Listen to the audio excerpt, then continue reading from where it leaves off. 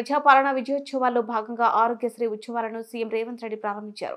హైదరాబాద్లోని ఎన్టీఆర్ మార్గ్లో హెచ్ఎండిఏ గ్రాంట్స్లో 213 అంబులెన్స్లకు పచ్చజెండా ఊపి ప్రారంభించారు. వీటిలో 136 అంబులెన్స్లను 108 సర్వీసుల కోసం, 77 అంబులెన్స్లను 102 సర్వీసుల కోసం ఉపయోగించనున్నారు. అనంతరం 28 పారామెడికల్, 16 నర్సింగ్ కాలేజీలను సీఎం వర్చువల్గా ప్రారంభించారు. అలాగే 33 మైత్రి ట్రాన్స్జెండర్లు క్లినిక్లను ప్రారంభించారు. దీంతో పాటు 442 మంది సివిల్ అసిస్టెంట్ సర్జన్లకు, 24 మంది ఫుడ్ ఇన్స్పెక్టర్లకు నియామక ఉత్తర్వులు జారీ అందజేశారు. ఈ కార్యక్రమంలో డిప్యూటీ సీఎం భట్టి విక్రమార్క, మంత్రులు దామోదర రాజనరసింహ, పొన్న ప్రభాకర్ సహా పలువురు నాయకులు పాల్గొన్నారు.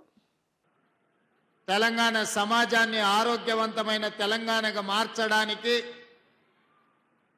ఈరోజు బాధ్యత చేపట్టడానికి వచ్చిన మీరు, మీ కుటుంబ సభ్యులు, అదేవిధంగా దాదాపుగా 200 పైచిలకు అంబులెన్స్లను ఈరోజు తెలంగాణ జాతికి అంకితం చేసి, అదేవిధంగా ట్రాన్స్జెండర్లకు సంబంధించిన ఆసుపత్రులను ఏర్పాటు చేయడమే కాకుండా 16 నర్సింగ్ కాలేజీల ప్రారంభోత్సవం,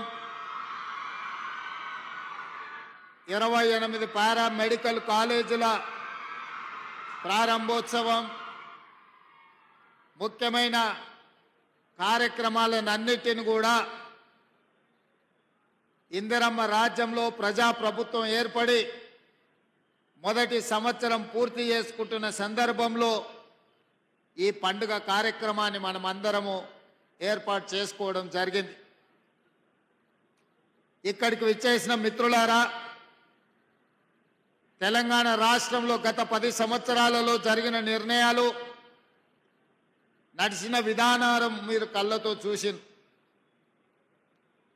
గత ప్రభుత్వంలో జరిగిన నిర్ణయాల గురించి నేను ఎక్కువ మాట్లాడదలుచుకోలేదు. కానీ ఈ ప్రజాపాలన ఏర్పడి మొదటి సంవత్సరం పూర్తి చేసుకుంటున్న సందర్భంలో ముఖ్యంగా తెలంగాణ రాష్ట్ర ప్రభుత్వం యొక్క ప్రాధాన్యత విద్య, వైద్య రంగం అని, విద్యకు సంబంధించిన నిర్ణయాలు కానీ, అదేవిధంగా వైద్య ఆరోగ్య శాఖలో మన ప్రభుత్వం చేపట్టిన నియామకాల గురించి ఈరోజు మనం చర్చించుకోవాల్సిన అవసరం ఉన్నది.